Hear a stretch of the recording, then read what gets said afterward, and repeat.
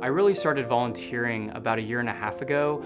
I had just moved to Nashville and I didn't really know a lot of people, and I was really looking for an opportunity to get plugged into my community. And really what I did was I went on to Hands on Nashville's website, and it was one of the best decisions I'd ever made in my life. The extent of my involvement in volunteering has really been with the American Red Cross, Nashville area chapter, and in Spiritus, which manages a food bank in the North Nashville area.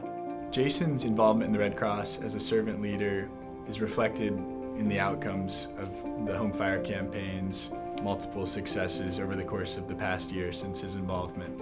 We've been able to reach hundreds of individuals in some marginalized communities that previously were not targeted by this initiative, thanks to Jason's spirit and his partnership.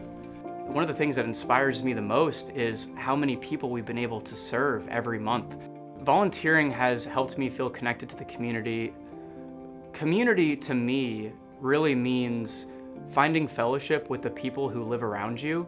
It means finding common ground from people who come from all different walks of life, and building bridges with those individuals.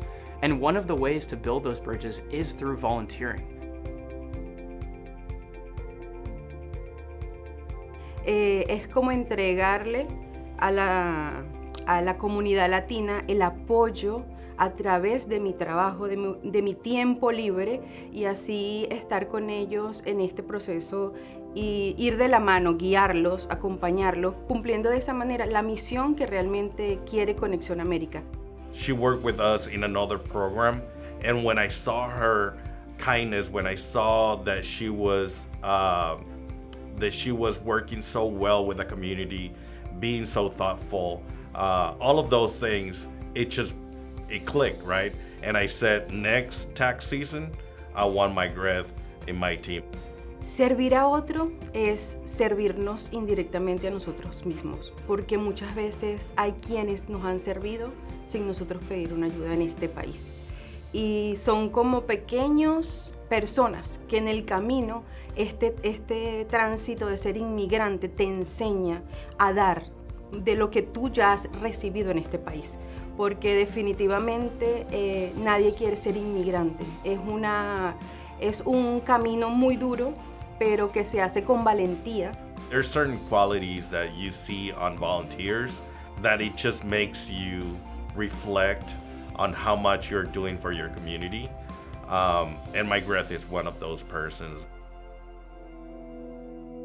My family has a foundation, and we became aware that Tennessee didn't have an official Innocence Project, and decided it was something we thought was important. Human rights in general is what we focus on, and tried to find people who were doing this type of work in Tennessee, and then met someone, and then we met Jessica, and she was bold enough to quit her job and start a nonprofit doing the Tennessee Innocence Project.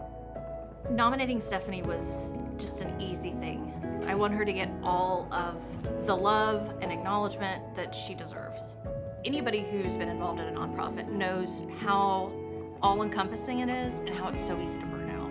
And you want to treat everybody really well, but you only have so much bandwidth. Our bandwidth at the Tennessee Innocence Project was 100 times greater because we had one person, and that was Stephanie.